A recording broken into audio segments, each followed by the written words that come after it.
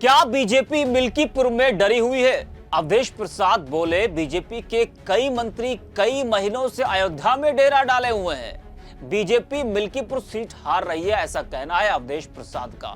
आज हम इसी पर करेंगे बात। नमस्कार, 4 PM पर आप सभी का स्वागत है।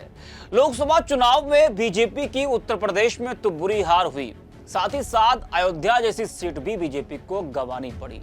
चर्चा इस बात की नहीं कि बीजेपी अयोध्या हारी, चर्चा ज्यादा इस बात की हुई कि राम मंदिर बनने के बाद बीजेपी अयोध्या हार कैसे गई। वहीं सपा से जो सांसद बने अवधेश प्रसाद, जो पहले मिल्कीपुर से सपा विधायक थे, वो बन गए सांसद, जिसके बाद मिल्कीपुर सीट खाली हो गई। इस सीट पर उपचुनाव होना है। हालांकि बाकी 9 विधानसभा सीटों पर तो उपचुनाव हो चुका है, लेकिन मिल्कीपुर में अभी उपचुनाव नहीं हुआ है। लेकिन जिस तरह से माहौल जो अभी बना हुआ है, उससे तो यही लग रहा है कि चुनाव आयोग जल्द ही मिल्कीपुर सीट पर भी उपचुनाव की तारीख की घोषणा जल्द कर सकता है। बता दें कि अयोध्या की मिल्कीपुर विधानसभा सीट पर उपचुनाव के लिए रास्ता साफ हो जाने के बाद बीजेपी और सपा ने तैयारियां तेज कर दी हैं। हालांकि चुनाव आयोग ने अभी मिल्कीपुर विधानसभा उपचुनाव का कार्यक्रम घोषित नहीं किया है। यूपी की 9 विधानसभा सीट के लिए उपचुनाव में 6 सीट जीतकर उत्साहित बीजेपी के लिए मिल्कीपुर सीट प्रतिष्ठा का सवाल है। वह उसे जीतने की पूरी कोशिश कर रही है, जो उसके लिए आसान नहीं है। वहीं आपको बता दें कि अयोध्या से सपा सांसद अवधेश प्रसाद ने मिल्कीपुर विधानसभा उपचुनाव को लेकर एक बड़ा बयान दिया है और बीजेपी पर जमकर हमला बोला है। अवधेश प्रसाद ने कहा कि भाजपा मिल्कीपुर में दहशत में है। आखिर बीजेपी परेशान क्यों है?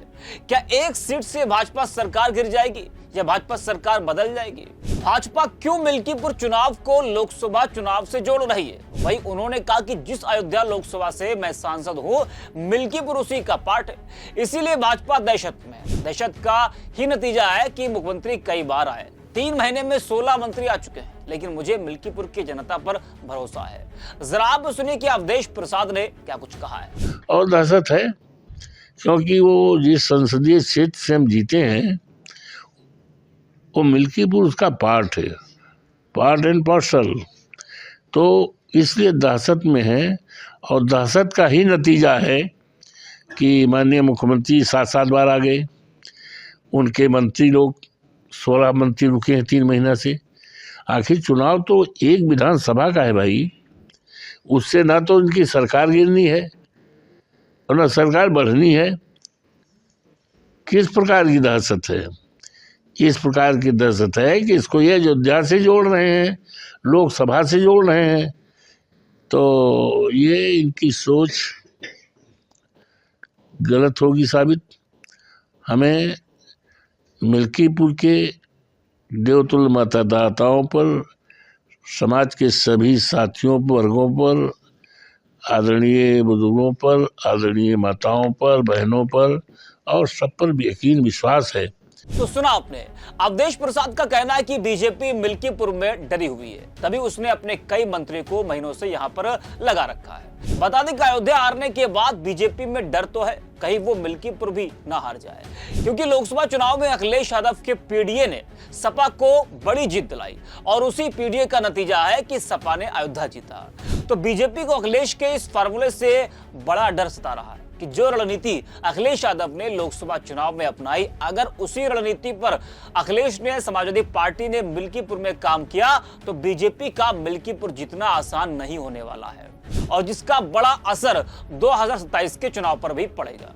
बता दें कि सपा मिल्कीपुर में अवधेश प्रसाद के बेटे पर दांव लगा सकती है, क्योंकि जाति समीकरण के हिसाब से अवधेश प्रसाद के बेटे ही मिल्कीपुर में फिट बैठ रहे हैं। वही कहा जा रहा है कि बीजेपी भी इसी फार्मूले पर प्रत्याशी का चयन कर सकती है, क्योंकि लोकसभा चुनाव में सपा ने बीजेपी को बहुत कुछ सिखा दिया और बता दिया कि जाति समीकरण और टिकट वितरण हर लिहाज से बेहतर होगा, तो कोई भी चुनाव होगा वो जीतना आसान हो जाएगा। और लोकसभा चुनाव में वही हुआ। सपा ने जो रणनीति अपनाई, उससे उसको बड़ा फायदा मिला। अब मिल्कीपुर में जो उपचुनाव होना है, उसको लेकर बीजेपी इतना डरी है, सहमी है कि कई बार योगी आदित्यनाथ मिल्कीपुर पहुंचे, उनके कई मंत्री वहां लगे हुए हैं। सोचिए, एक विधानसभा सीट जीतने के लिए बीजेपी को इतना पापड़ बेलना पड़ रहा है वहां।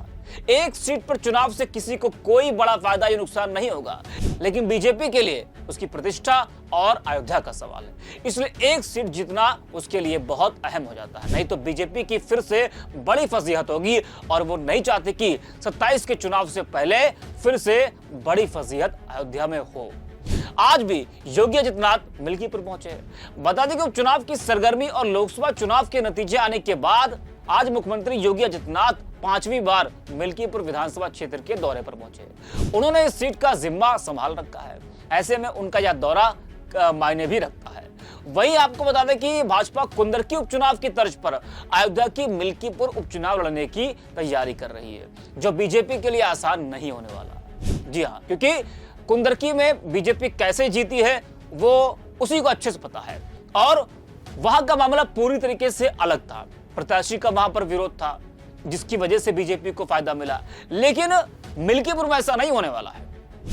बता दें कि मिल्कीपुर का उपचुनाव दिल्ली विधानसभा चुनाव के साथ होने की संभावना जताई जा रही है। उपचुनाव जीतने के लिए योगी सरकार और भाजपा ने तैयारियां तेज कर दी है। मुख्यमंत्री योगी ने पिछले दिनों अयोध्या में ही कार्यकर्ताओं को जीत का मंत्र देते हुए कहा था कि जब कुंदरकी व कटहरी विधानसभा सीट जीत सकते हैं तो कोई भी चुनाव जीता जा सकता है।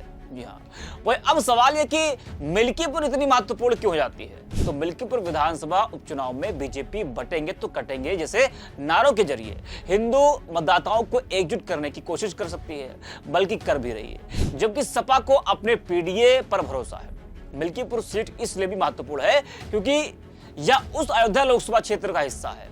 जी हाँ, अब मिल्कीपुर का जातीय समीकरण की बात कर लेते हैं। मिल्कीपुर के जातीय समीकरणों पर निगाह डालें तो यहां दलित वोट अहम भूमिका निभाते हैं। आपको बता दें कि इस सीट पर 1,02,000 दलित और करीब 55,000 यादव और 30,000 मुस्लिम हैं। राजनीतिक विश्लेषकों का मानना है कि जो भी दलितों के साथ साथ 60,000 ब्राह्मणों, 25,000 क्षत्रियों और अन्य पिछड़े वर्गों का समर्थन हासिल करेगा वही विजय होगा। तो देखना जाए कि क्या सपा का पीडीएफ फार्मूला इस सीट पर उसी तरह काम करेगा जैसा कि लोकसभा चुनाव में किया था, या फिर भाजपा जातिगत विभाजन को अपने पक्ष में करने में कामयाब हो पाती है। ये देखने वाली बात होगी। तो आज के लिए इतना ही। आप देखते रहिए 4PM।